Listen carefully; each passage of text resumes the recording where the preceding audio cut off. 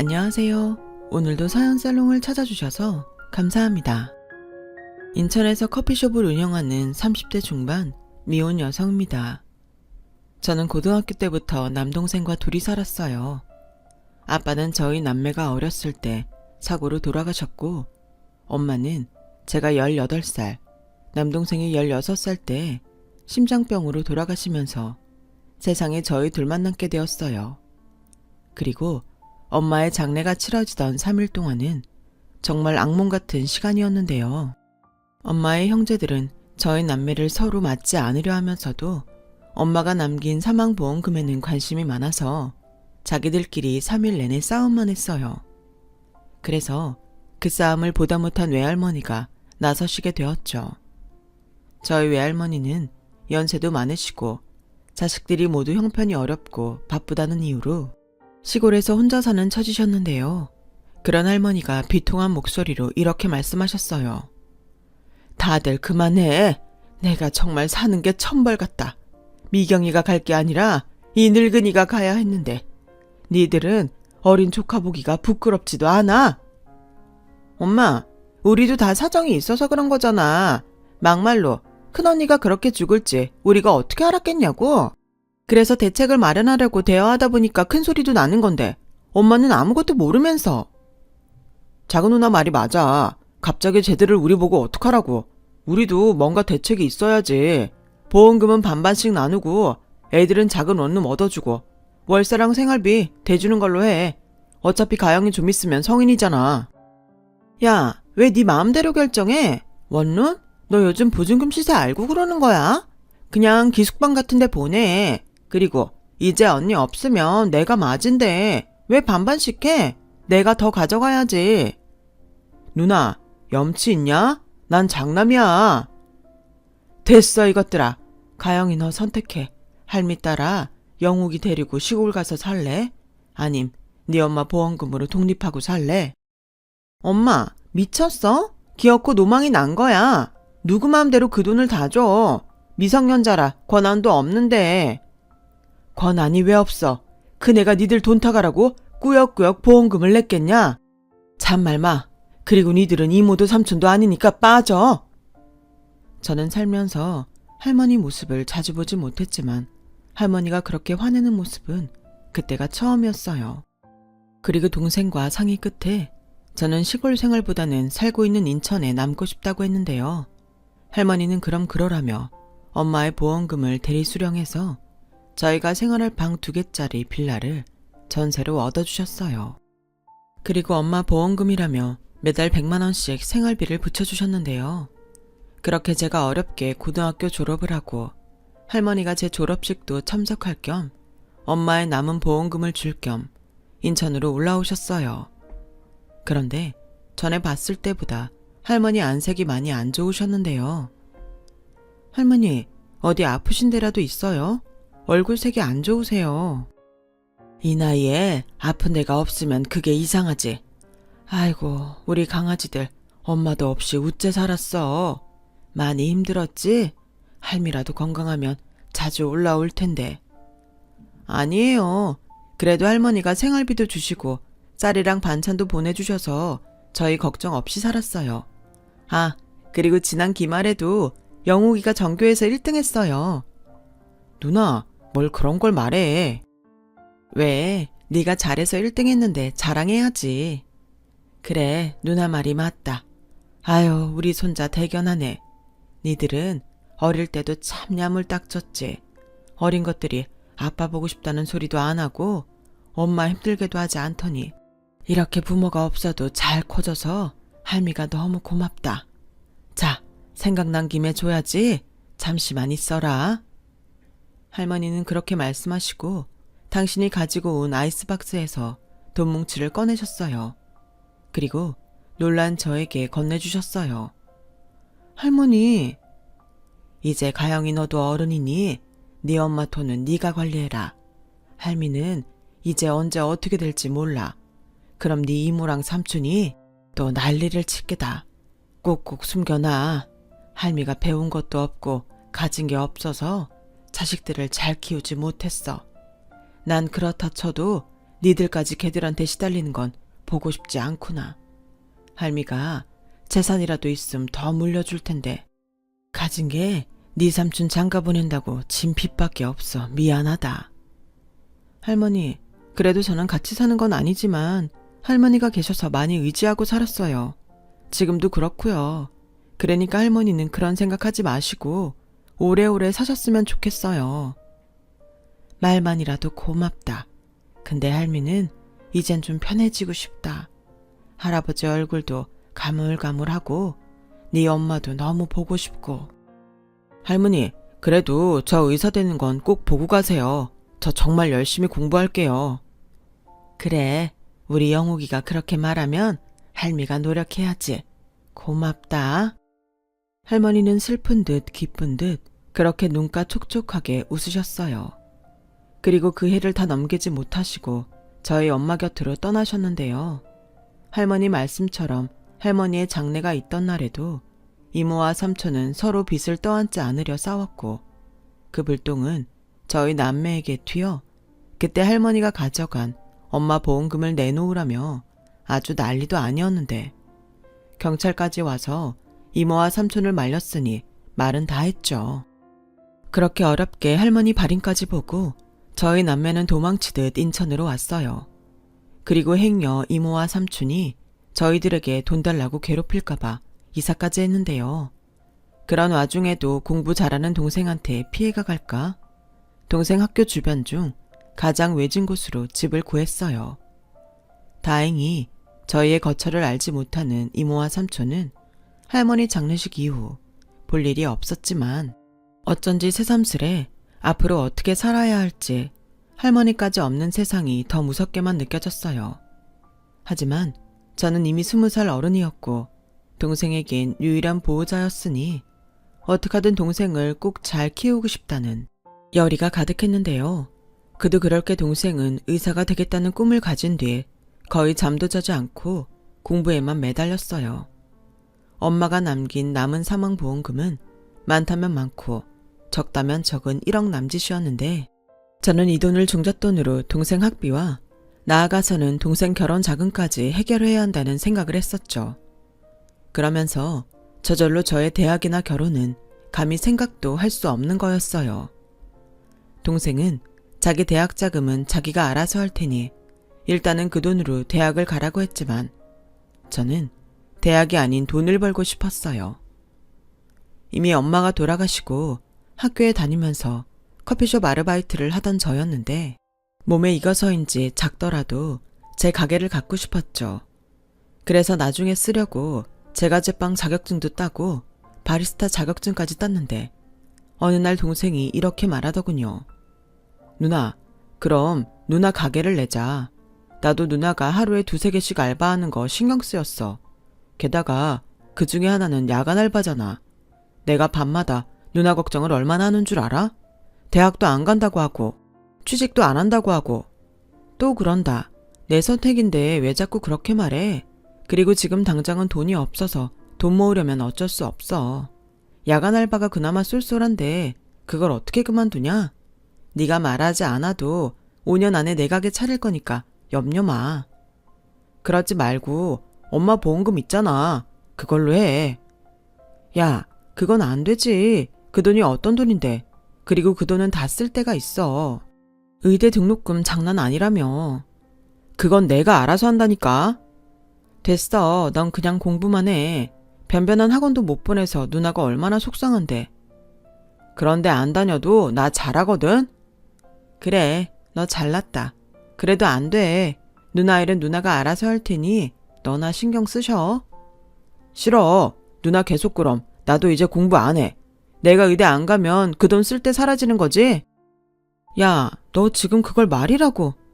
그럼 누나가 가게에서 나 학비 대줘. 그럼 되잖아. 나도 가끔 머리 식히고 싶을 때 가게 알바도 좀 시켜주고. 난 우리 누나가 사장님 했으면 좋겠다. 우리 누나가 만든 스콘이랑 쿠키 짱 맛있는데. 동생은 그렇게 자기 생각만 하는 저를 설득했어요. 저도 동생 말처럼 하고 싶지 않았다면 거짓말이고요. 그래서 동생한테 빚진다는 마음으로 저는 나름 역세권에 10평도 되지 않는 카페를 차리게 되었죠. 하지만 우리나라에 치킨집보다 더 많은 게 카페라고.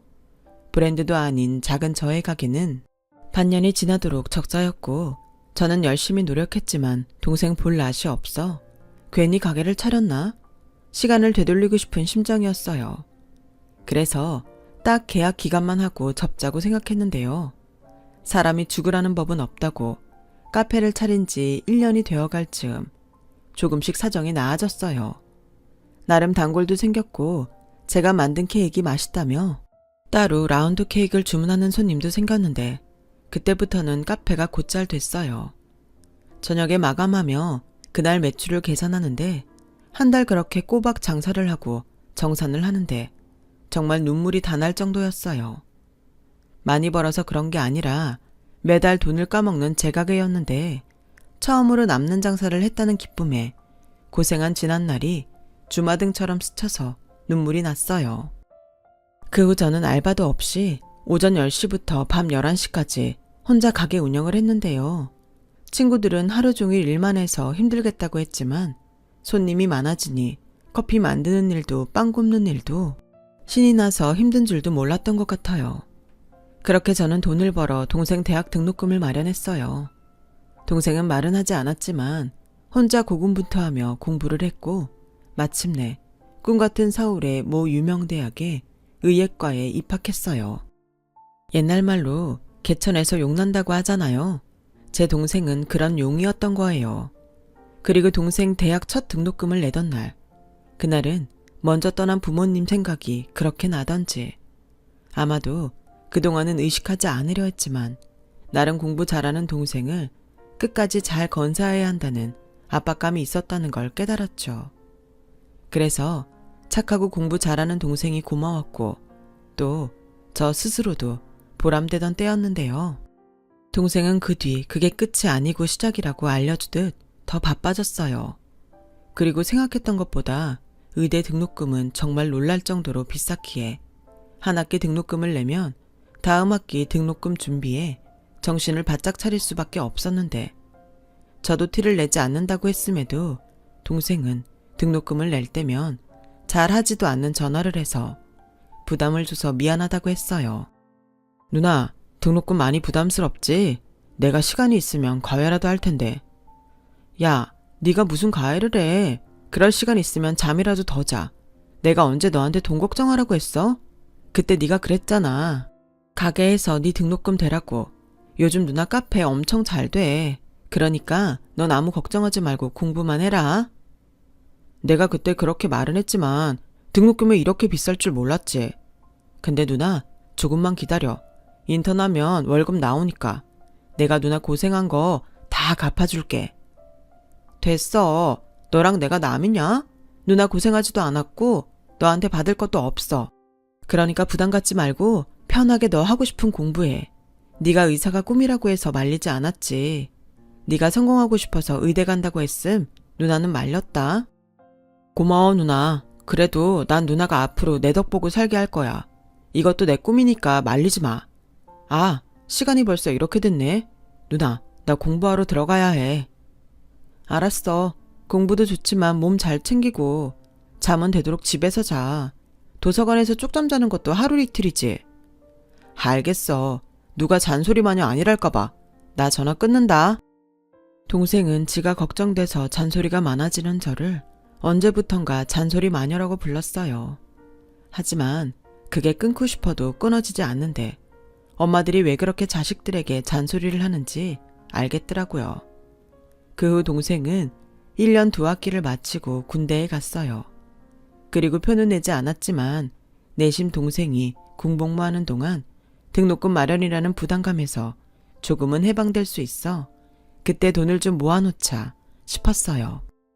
그리고 동생이 복학할 즈음이 되자 친구들은 하나둘 연애를 시작하더니 빠른 친구는 결혼 소식을 알려주기도 했는데요. 이상하게 그게 하나도 부럽지 않았어요. 친구들은 그런 저를 보며 제가 너무 동생만 바라보고 살아서 그런 거라고. 그러다 나중에 동생 장가가면 어떡하려고 그러냐며 핀잔을 주기도 했는데 저는 동생이 좋은 짝을 만나 가정을 이루고 행복하게 산다면 그것도 나름 좋을 것 같았어요. 그리고 몇 년 뒤 동생에게 만나는 여자가 있다는 소리를 듣게 됐는데요. 그때가 동생이 의대를 졸업하고 인턴 생활을 하던 중이었어요. 정신없이 바쁘다고 집에 올 시간도 없어서 서울에 방까지 얻어 사는 동생이었는데 뭔가 기분이 좀 이상하더라고요. 서운한 감정이라면 그럴 수도 있고 연애를 시작한 동생이 병원 일과 연애를 둘 다 잘할 수 있을까? 걱정도 되었는데 무엇보다 가장 걱정이고 궁금했던 건 동생이 만나는 여자가 어떤 여자인가 하는 거였죠. 저도 저지만 공부밖에는 할 줄 모르는 동생이 사람 보는 눈이 있을지 누나로서 걱정이 됐거든요. 하지만 그렇다고 동생 앞에서 그런 내색은 할 수 없었어요. 행여 동생이 누나가 싫어한다는 오해를 하면 안 되니까요. 그래서 그저 속으로 좋은 사람을 만나고 있길 바랄 뿐이었죠. 그러면서 언젠가 동생이 저에게 여자친구를 보여주겠지 하는 생각을 했었는데요. 동생이 바빠서인지 그런 날은 몇 년이 지나도 오지 않았어요. 그 사이 응급실 레지던트가 된 동생은 더 정신없이 사는 듯 전화 연결도 잘 되지 않았는데 그래서 내심 여자친구와 헤어졌나 하는 생각을 했었네요. 그런데 제 생일날 어떻게 휴가를 받았는지 동생이 밥을 사주겠다고 했고 저는 너무 궁금한 연애 소식부터 물어봤어요. 너 전에 만난다는 여자친구는 어떻게 됐어? 헤어졌어? 아니, 잘 만나고 있는데 왜? 아니, 네가 하도 바쁘고 여자친구 얘기를 안 해주니까. 그럼 벌써 몇 년을 만난 거야? 이 정도 만났으면 누나 한번 보여줄 때 되지 않았어? 자기는 연애도 안 하면서 동생 여자친구는 엄청 보고 싶은가 봐. 당연하지. 그리고 누가 연애를 안 한대? 뭐야, 누나 연애해? 정말이야? 아니, 앞으로 할 거라고. 좋은 사람 만나면 당연히 해야지. 난 또. 아, 맞다. 나 누나한테 물어보고 싶은 거 있어. 원래 여자들은 그렇게 명품을 좋아해? 명품? 좋아하지. 비싸서 그렇지. 명품 안 좋아하는 여자가 있을까? 아, 그렇구나. 그럼 누나도 좋아해? 그래, 좋아한다. 근데 그런 것도 난 주제에 맞게 가져야 한다고 생각해.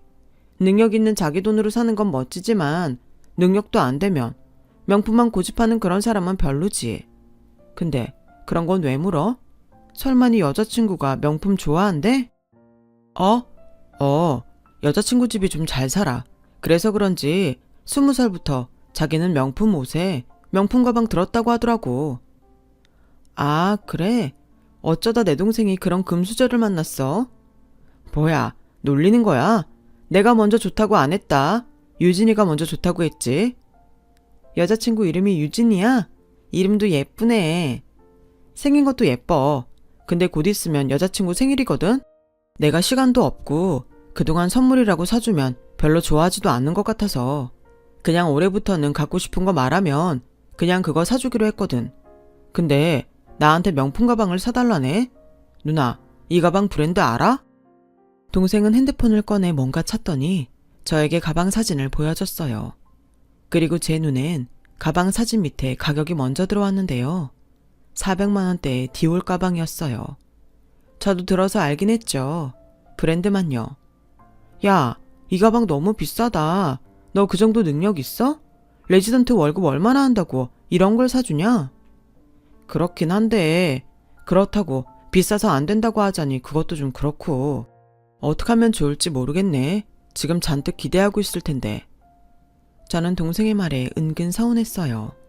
제 생일이라고 모처럼 만나서 여자친구 생일 선물 생각만 하고 있으니 짜증까지 나더라고요. 야, 내가 볼 땐 네 여자친구 좀 그렇다. 벌써 만난 지가 언젠데 네 사정을 몰라. 아무리 자기가 금수저라 눈이 높아도 좋아하는 사람한테 부담 주는 거 아니지. 설마 너 걔 앞에서 돈 잘 버는 척 허풍 떨었냐? 누나는 참 내가 그럴 사람이야. 그리고 사귀자고 했을 때 내 사정 다 얘기했어. 누나 도움받아서 의대 나왔고 전공이 되고 돈 벌면 누나한테 갚아야 한다는 말까지 했는걸. 그래? 그때 걔는 뭐라고 했는데? 자기는 상관없대. 오히려 결혼하면 시부모님 없어서 좋다고 하더라. 그리고 전문 있다면 힘들게 대학병원 다니지 말고 개원하라고 했어. 자기 집 사위한테 병원 차려줄 능력 된다고. 그 정도 능력이 되는데 왜 너한테 가방을 사달래? 걔는 돈 안 벌어? 그냥 자기 집 백 믿고 놀고 먹는 거야? 너 행여 개원해준다는 말에 혹해서 여자 만나고 그러는 거 아니지? 누나, 나 유진이 좋아하거든? 유진이가 부자여서 좋은 거 아니야. 애교도 많고 만나면 설레고 좋아서 만나는 거지. 그리고 유진이는 내가 바빠서 잘 못 만나도 일 때문에 그런 거니 괜찮다고 해줘. 요즘 그런 여자 없어. 또 유진이는 부모님이 힘들게 남 눈치 보면서 일하지 말고 용돈 받아서 쓰고 결혼했으면 하시던걸. 아, 그러셔? 걔가 복이 많은 애구나? 부럽다. 그리고 가만 보니 걔도 걔지만 네가 더 좋아하네. 에휴, 그럼 나도 모르겠다. 네 연애사 네가 알아서 해. 저는 동생 말을 듣고 슬슬 걱정이 됐어요. 세상 물정 모르는 돈 많은 아가씨 같은데 자칫 잘못하면 제가 남자친구의 심술궂은 누나가 될 수 있을 것 같더라고요. 그래서 마음은 그러지 않았지만 동생의 연애사에 참견하지 않으려고 했어요. 자기가 너무 좋아서 무리를 하면서까지 명품 가방 선물을 사준다고 해도 그걸 말릴 수는 없겠다 싶었죠. 그 후 동생은 바쁘기도 했고 저에게 어지간해서는 여자친구 얘기를 꺼내지 않았어요. 아무래도 제가 전에 뭐라고 한 부작용 같았죠. 그러면서도 꽤 오래 만나는 것 같았는데 제 동생이 국시를 치르고 전문의를 따자 슬슬 결혼 얘기가 들려왔어요. 누나, 만약에 내가 결혼한다고 하면 누나 서운해? 서운하냐고? 내가 왜? 근데 너 이제 막 전문의 땄는데 너무 이르지 않아? 누나 생각엔 자리 좀 잡고 하는 게 좋을 것 같은데? 사실 나도 그게 나을 것 같긴 한데 연애 기간도 길었고 유진이가 벌써 30이니까 유진 집에서 말이 많은가 봐. 하기사 그쪽은 또 그럴 수 있겠다. 그나저나 그렇게 오래 만날 동안 나는 한 번도 안 보여주고 누나 서운하다. 나도 기회 있으면 소개해주고 싶지. 근데 아무래도 여자친구 입장에선 누나라고 하니까 부담스러운 것 같아서.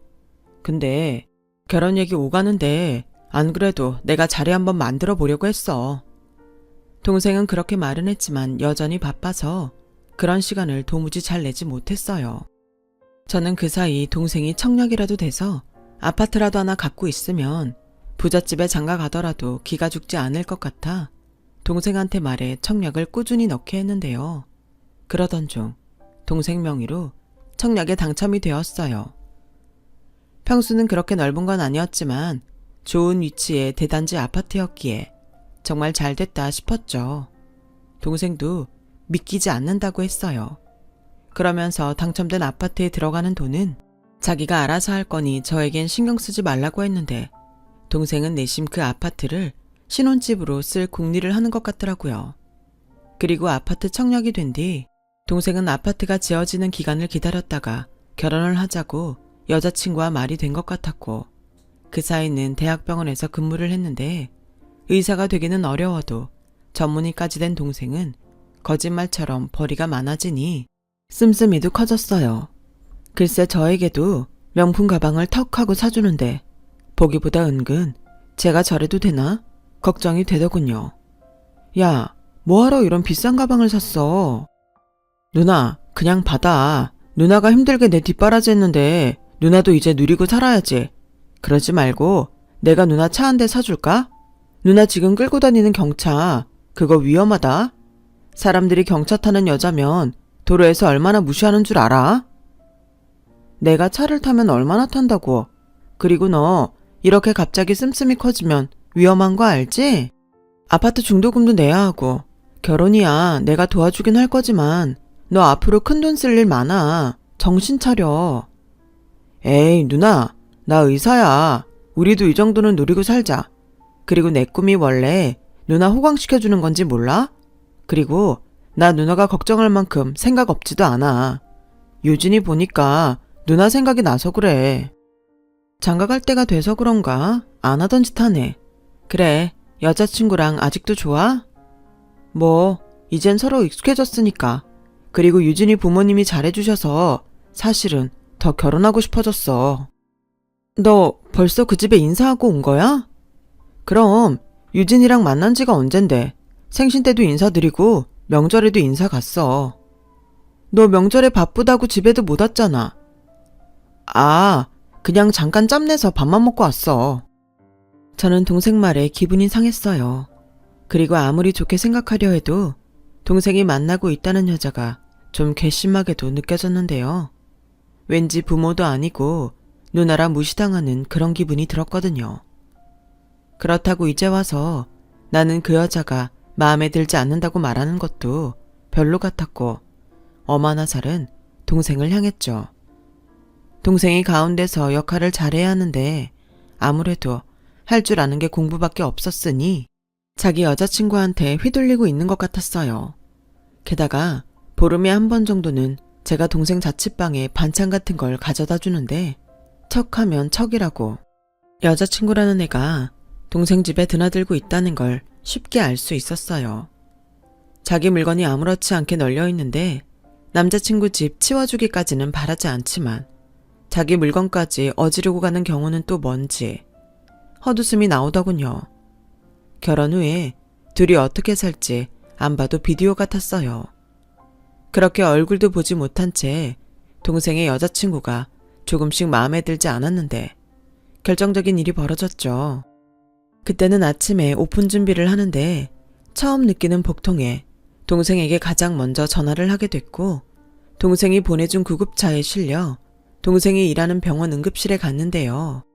아무래도 위경련의 원인은 너무 다양해 검사를 하는 게 좋겠다고 했어요. 그날이 다행히 동생이 오프라 고맙게도 제 곁에 있어줬는데 동생이 아무리 사정을 말해도 동생의 여자친구는 오픈 날 자기를 만나지 못한다는 동생에게 화가 났는지 계속 독촉 전화를 하는 것 같았어요. 최영욱, 그러지 말고 병원에서 보자 그래. 이참에 나도 같이 보게. 누나, 그래도 그건 좀... 왜? 어차피 둘이 결혼한다며. 내가 일부러 말하지 않으려고 했는데 나 솔직히 이건 아니다 싶은 거 많아. 내가 아무리 부모도 아니고 누나라지만 무시당하는 것 같아서 기분 나쁘다고. 에이, 누나 왜 그래? 그냥 유진이가 철이 없어서 그래. 알잖아. 내가 바빠서 데이트할 시간도 없고 분명 오픈할이라고 이것저것 하고 싶었을 텐데 자기 딴에는 서운해서 그런 거야. 누나가 좀 이해해줘. 아이고, 공자 선생님 나으셨네. 누나가 한 번만 말하는데 너 걔한테 너무 휘둘리지 마. 괜히 시누이 짓 한다는 소리 듣고 싶지 않아서 참고 있지만 결국엔 결혼하면 한 식구인데 이럼 너나 걔나 다 불편하다? 알겠어. 내가 중간에서 잘할게. 그리고 유진이한테도 잘 얘기할게. 누나 마음 풀어. 가뜩이나 위경련 온 사람이 뭘 그렇게 예민하게 굴어. 내가 그러고 싶어 그러냐? 잘 하라고. 엄마가 돌아가시고 동생과 단 둘이 살면서 그래도 저는 혼자가 아니라 둘이라고 생각했는데 그날은 어쩐지 저만 편이 없는 것 같았어요. 친구들 결혼하고 애 낳아도 부럽다고 생각한 적 없던 저였는데 몸이 아프니 마음도 약해지는 것 같았어요. 게다가 제 앞에서 막무가내로 자기 여자친구를 감싸는 동생을 보며 마음도 썩 유쾌하지 않았는데요. 그렇게 몇 달 후 드디어 올 것이 왔어요. 동생이 바빠서 얼굴은 못 보고 전화로 상견례 얘기를 꺼냈거든요. 아직 아파트 완공되려면 멀었는데 뭘 그렇게 서둘러. 난 아직 걔 얼굴도 못 봤는데. 그거야 유진이보다 내가 바빠서 그러지. 그렇다고 초면에 나 빼고 둘만 만날 수 있어? 그것도 좀 이상하잖아. 근데 유진이네 집에서 마음이 좀 급하신가 봐. 일단 결혼 날짜라도 미리 잡자고 하시네. 뭐 예상하지 못한 일은 아니니까. 근데 상견례 전까지 정말 시간 안 돼? 누나가 밥 한 끼 사줄 테니까 여자친구랑 좀 보자. 미안. 요즘 수술이 너무 많아서 시간 내기가 힘들어. 벌써 집에도 한 달째 못 들어갔다. 그래도 내가 최대한 시간 내볼게. 저는 어쩐지 동생이 연애를 시작한 후 동생과 예전처럼 좋게 지내지 못하는 것 같아 내심 미안했어요. 제가 자꾸 여자친구에 대해 안 좋게 얘기를 해서 동생이 저를 불편해하나 싶기도 했고요. 그래서 어쨌든 우리 집 식구가 될 사람이니 좋게 생각하고 동생이 결혼하면 더는 동생에게 신경 쓰지 말고 저도 제 인생을 좀 즐기며 살자고 생각했는데요. 그래도 결혼이라는 게 제가 경험이 없어 그런지 마냥 쉽게 넘길 일은 아니더군요. 저는 먼저 결혼한 친구들에게 물어 결혼 전에 뭘 준비하면 좋을지 또 예산은 얼마를 잡을지 물어봤는데 제가 상의하려고 연락을 하면 동생은 무조건 저는 신경 쓰지 않아도 된다고 했어요. 결혼은 자기 힘으로 할 거니 저는 그냥 참석만 하면 된다고요. 그런데 누나인 제가 어디 그럴 수 있나요? 또 상대 집이 그렇게 부자라면 저라도 동생 기죽지 않게 뭐라도 더 해줘야 한다는 생각만 커졌는데 그렇게 동생 여자친구도 보지 못한 채로 상견례 날짜가 잡혔어요. 누나, 미안해. 시간이 딱 상견례 날짜밖에는 어려워서. 여자친구도 결혼 전에 해둘 게 있다고 요즘은 좀 바쁘고. 알겠어. 네 여자친구는 상견례 때 보면 되니까 너무 신경 쓰지 마. 그나저나 상견례 때 입고 갈 제대로 된 양복은 하나 있어야 하지 않아? 누나가 사줄 테니까 병원 근처에서 잠깐 보는 것도 안 돼? 여기 근처엔 그런 거 파는 데도 없어. 그리고 나 양복 있어. 전에 유진이가 생일 선물로 백화점에서 사줬거든. 어머, 그랬어? 걔도 참 이럴 땐 고맙네. 이젠 누나 아니어도 챙겨주는 사람도 있고 이제야 누나가 좀 마음이 편하다. 너 장가 보내는 실감이 좀 나네. 그래, 난 유진이랑 누나랑 사이좋게 지냈으면 좋겠어. 나는 바쁜 사람이고 유진이는 그럼 혼자 외로울 때가 많을 거잖아. 그럴 땐 편하게 누나한테 찾아가고 그랬으면 좋겠는데. 그건 네 생각이다. 요즘 누가 신우랑 올케가 그렇게 지내냐? 그냥 우리는 적당한 거리에서 선 지키고 가끔 보는 게 좋아. 저는 어쩐지 마음에 들지 않았던 동생 여자친구가 그래도 동생한테는 잘하는 것 같아 그럭저럭 마음이 누그러졌어요. 제 친구가 그러더군요. 그냥 둘이 좋고 결혼 후에도 아무 문제 없이 살면 올케가 어떤 사람이고 어떤 생각을 해도 신경 쓰지 말라고요. 그래야 제 속도 편하고 올케와 얼굴 붉히는 일도 없다고 했는데 기혼자가 하는 말이라서 그런지 그 말이 맞는 것 같았어요. 그리고 저도 정신없이 살다 보니 어느새 상견례 날짜가 일주일 앞으로 다가왔어요. 그날은 주말이라 손님이 많았어요. 저희 매장은 작아서 테이블이 몇 개 없는데 그 테이블이 꽉꽉 차서 북적였죠. 제가 몇 달 전부터 인스타에 그날 다른 케이크와 빵을 구워 올리는데 그 빵 맛이 반응이 좋아서 점점 손님이 많아진 게 이유였어요. 그래서 내심 이제 가게를 좀 넓히고 직원도 한 명 뽑을까 하는 생각을 하고 있었는데요. 사람이 그렇게 많은 날에는 인력이 아쉽기도 했고 또 절대 만나고 싶지 않은 진상 고객을 상대하기가 혼자는 좀 버겁기도 했어요. 손님이 별로 없을 때는 그럴 확률이 상대적으로 적었는데 손님이 많아지니 모든 게 다 좋을 수는 없다고 이상한 고객이 한두 명은 꼭 있었거든요. 그리고 그날도 그런 손님이 한 명 있었어요. 거의 다 먹은 음료잔과 거진 다 먹은 케이크 접시를 내밀며 자기가 아는 라떼 맛이 아니라고 하면서 케이크에서는 머리카락이 나왔다며 환불을 해달라고 하더군요. 저는 당황했어요. 컴플레인 거는 고객이 내민 음료잔과 케이크는 누가 봐도 다 먹은 거였으니까요. 그래서 음료 맛이 어디가 이상하냐고 구체적으로 말해달라고 했고 케이크에서 나온 머리카락 색이 노랗길래 저는 노란 머리가 아니라서 이상하다고 했어요. 그러자 그 손님은 대뜸 이렇게 화를 내더군요. 아니, 손님이 이상하다고 하면 이상한 거고 머리카락이 나왔으니까 나왔다고 하는 거죠. 뭘 구체적으로 말을 하래요? 내가 이거 확 신고할 수도 있어요. 저기 손님, 저도 알아야 개선을 하니까요. 그리고 처음부터 말씀하셨다면 당연히 환불이든 다른 음료를 드리든 했을 텐데 이렇게 다 드신 컵을 주시니까. 아, 그래요? 다 먹었으니까 환불을 못 해주겠다?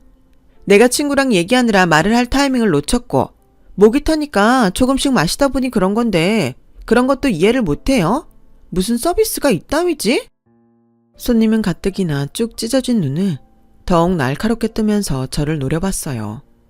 그래서 그냥 똥 밟았다고 생각하고 환불을 해주려고 했는데 같은 일행으로 보이는 손님 머리가 케이크 접시에서 나온 머리색과 일치하는 것 같았죠. 저기 손님, 제가 음료값은 환불해 드릴게요. 그런데 케이크에서 나온 머리카락은 아무래도 일행분 머리카락 같네요. 뭐라고요? 이봐요. 이깟게 얼마나 한다고 치사하게 굴어요? 제 친구 머리카락이라고요? 손님도 보세요. 아무리 봐도 저분 머리카락 맞잖아요. 그러니 케이크는 다 드시기도 했고 음료값만 드릴게요. 나 참 기가 막혀. 됐고요. 그럼 음료값 안 받을 테니까 다시 만들어줘요. 저는 그 여자의 요구사항이 이상하긴 했지만 얼른 가길 바라는 마음에 음료를 만들어줬어요.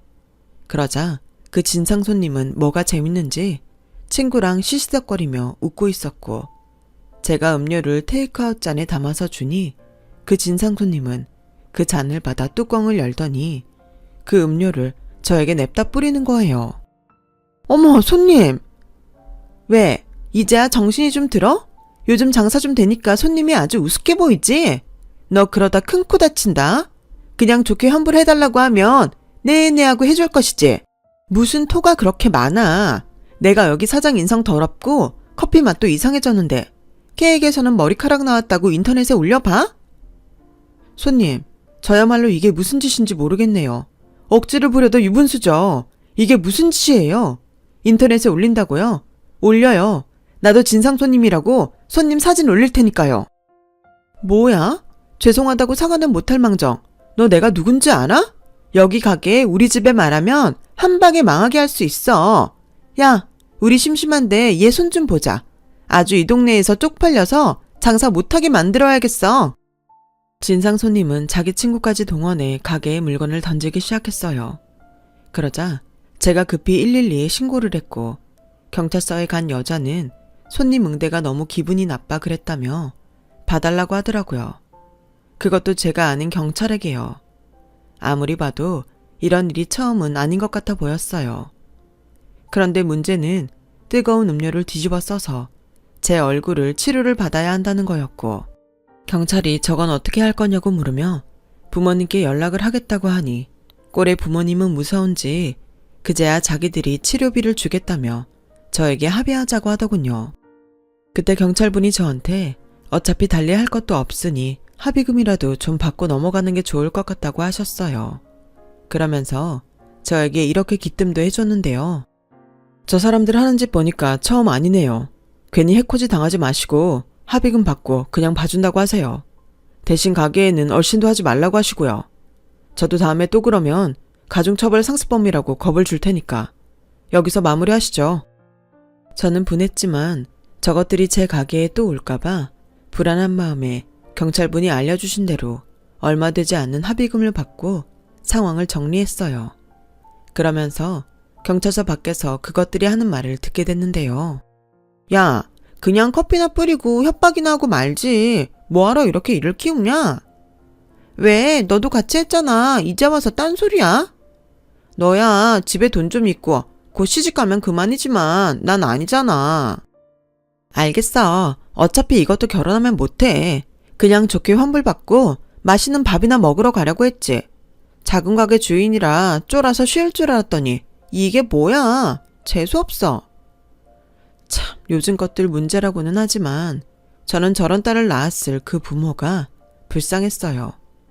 그리고 결혼한다는 말에 저런 인성 가진 여자랑 결혼할 남자도 딱하다고 생각했는데 나중에 저것들이 또 제 가게에 와서 횡포를 부릴까? 그 둘의 대화를 모른 척하고 녹음을 해두었어요. 저도 살 길은 찾아야 하니까요. 그렇게 그 일의 사건은 끝이 났어요. 이번 생에 다시는 보고 싶지 않은 최고 진상 고객이 되었는데 엉망이 된 가게를 정리하는데 왈칵 눈물이 쏟아지더군요. 장사를 하면서 별 이상한 사람을 다 보긴 했지만 이렇게 저에게 직접 폭행을 한 건 처음이라 심장이 벌렁거리면서 눈물이 나왔어요. 그리고 그때였어요.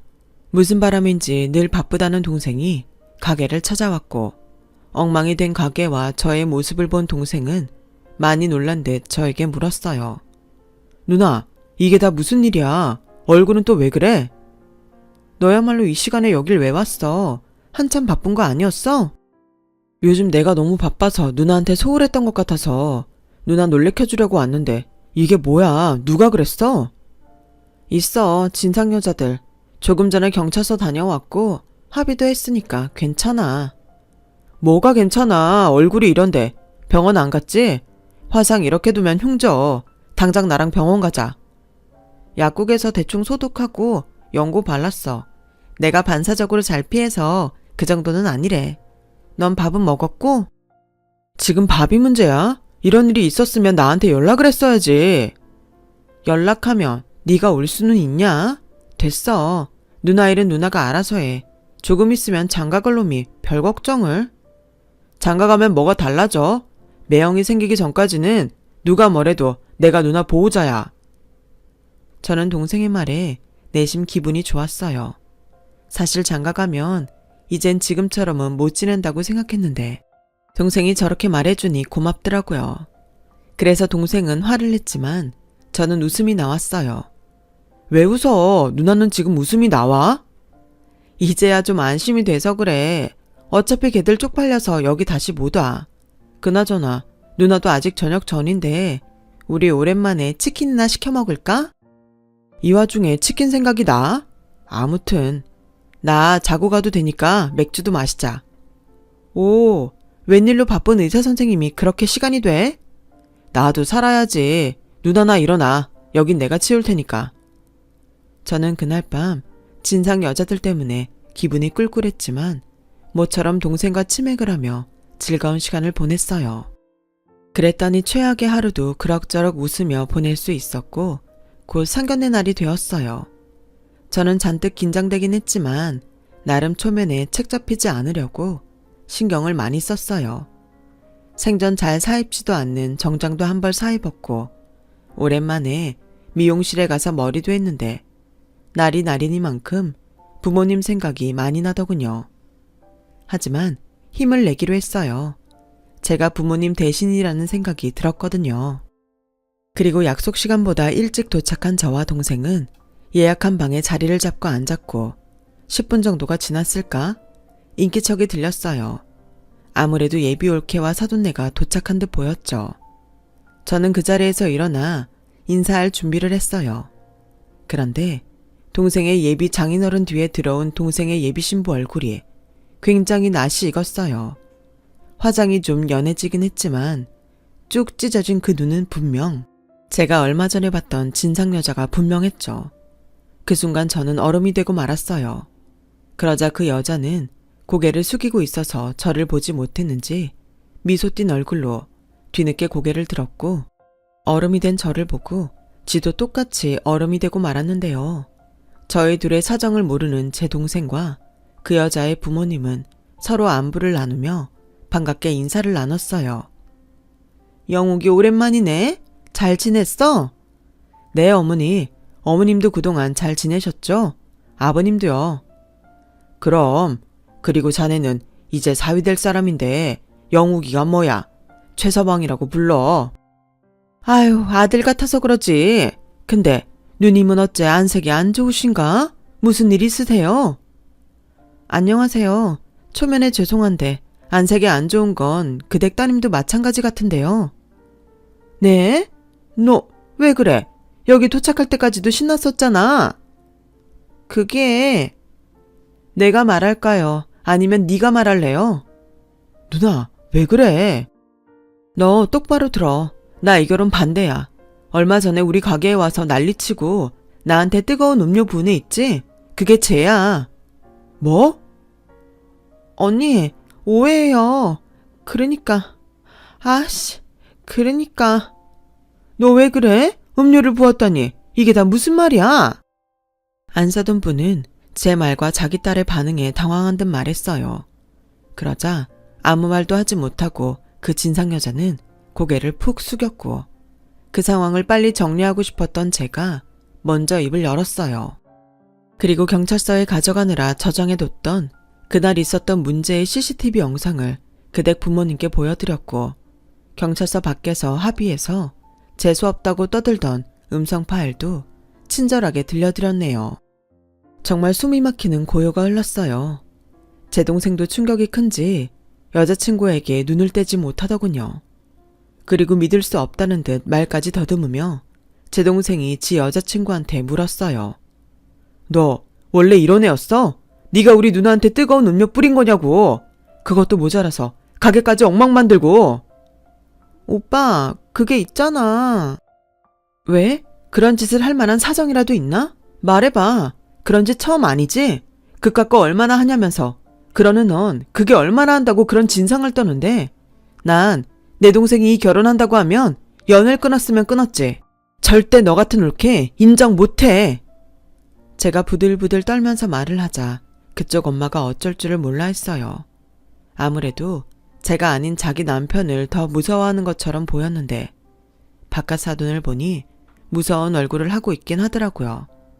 아니, 저렇게 부모 무서운 줄 알면서 어떻게 밖에서는 그런 짓을 하고 다니는지 저는 더 이해할 수 없었어요. 그런데 정말 의외의 말을 그 바깥 사돈이 하더군요. 참 유감스럽습니다. 저희 애가 원래 그런 애는 아닌데 그래도 결혼만 허락해준다면 제가 최군한테 병원도 차려주고 돈 걱정하지 않게 잘해주겠습니다. 누님도 동생을 이왕이면 돈 많은 집에 장가를 보내는 게 좋잖아요. 저희는 의사사위 봐서 좋고 서로 좋게 했으면 합니다. 이번 일은 제가 보상하겠습니다. 얼마면 될까요? 이보세요. 제가 돈에 환장한 사람으로 보이십니까? 그댁에 돈이 얼마나 있는지 모르겠지만 저도 있을 만큼 있습니다. 돈만 많으면 뭐 하나요? 자식 교육은 바닥인데. 영우가, 나는 이만 갈게.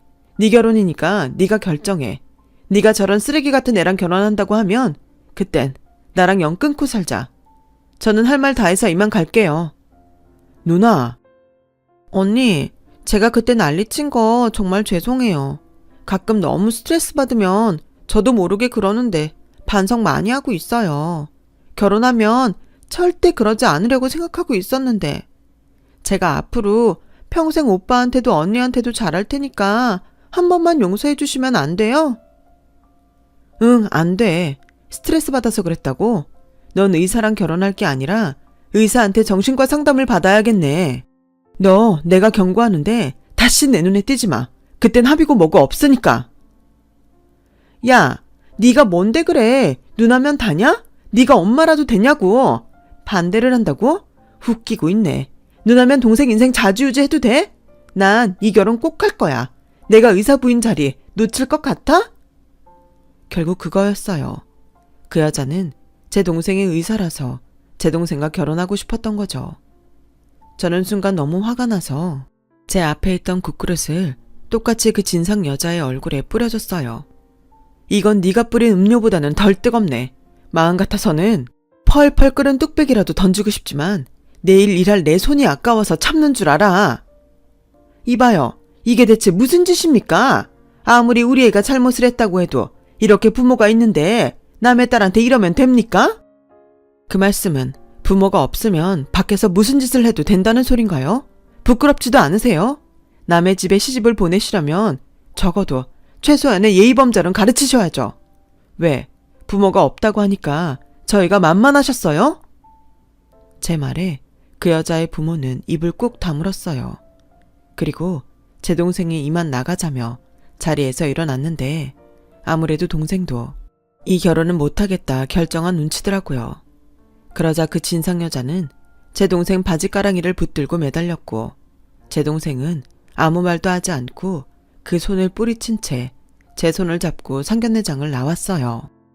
그 뒤 저나 동생은 집에 도착할 때까지 아무런 말도 하지 않았어요. 그저 깊은 한숨소리만 공간을 채웠는데 집에 도착하니 동생이 먼저 말을 꺼냈어요. 누나, 미안해. 난 정말 유진이가 그런 앤지 몰랐어. 그래, 설마 네가 알고도 걔랑 결혼하겠다고 했겠냐? 그때 너무 재수없고 화났는데 지금은 오히려 고마운 일인 것 같아. 그때 그 일 아니었음 모르고 너 결혼시킬 뻔했잖아. 지금은 속상해도 잊어. 사람도 자꾸 만나봐야 사람 보는 눈도 생기는 거야. 다음엔 너랑 더 어울리는 착한 여자 만날 수 있을 거고 너무 낙담하지 마. 저는 동생의 속이 어떨지 짐작도 되지 않아 주저리 말을 이어갔어요. 저도 저지만 만난 시간이 있으니 동생이 받은 충격도 대단할 것 같았거든요. 결혼까지 생각한 여자와 헤어지는 것이니 마음 정리할 시간이 필요하겠다 싶었어요. 동생은 그 충격인지 병원을 그만두고 여행을 갔어요. 그동안 병원 일하랴 결혼 준비하랴 자기를 돌볼 시간이 없었다고 좀 쉬고 싶다고 하더라고요. 저는 흔쾌히 그러라고 했네요. 저는 언제나 동생이 먼저인 누나니까요. 동생은 그 뒤 제주도에서 한 달 살기를 마치고 돌아와 살고 있던 전셋집도 정리하고 제가 사는 집으로 들어왔어요. 그리고 학교 선배의 도움으로 공동으로 병원을 개원하게 되었어요. 사실 제가 가게를 넓히려고 돈을 모으고 있었는데 지금도 충분한 것 같아 그 돈을 기꺼이 동생에게 주었어요. 동생은 받기 싫다고 했지만 투자라고 이자 쳐서 갚으라며 돈을 줬는데 부디 동생이 파혼의 상처를 잘 치료하고 새로운 환경에서 더 의미 있는 행복을 찾아갔으면 좋겠어요. 좋은 인연을 하루라도 빨리 만난다면 더없이 좋겠고요. 그리고 이게 무슨 일인지 모르겠지만 그 진상 여자가 난동을 부리고 간 이후에 동네에 소문이 났는지 단골들이 줄지어 와서는 괜찮냐며 저를 걱정해 주셨고 입소문도 많이 나서 장사가 더 잘 되게 되었는데 이렇게 된 걸 그 여자에게 고맙다고 해야 하는 건지 아이러니하네요. 누군가 저에게 이런 말을 해준 적이 있어요. 모든 교통사고는 다 재수가 없는 거라고요. 어쩌면 악연도 그런 교통사고 같은 게 아닐까 그런 생각이 들면서 2번의 실수는 하지 않도록 배울 건 배우고 잊을 건 빨리 잊었으면 합니다. 아무튼 그 일 이후 저희 남매는 각자의 분야에서 더 열심히 살아가고 있어요. 성실하게 좋은 마음으로 살다 보면 언젠가는 인생의 진짜 짝을 만날 수도 있겠죠.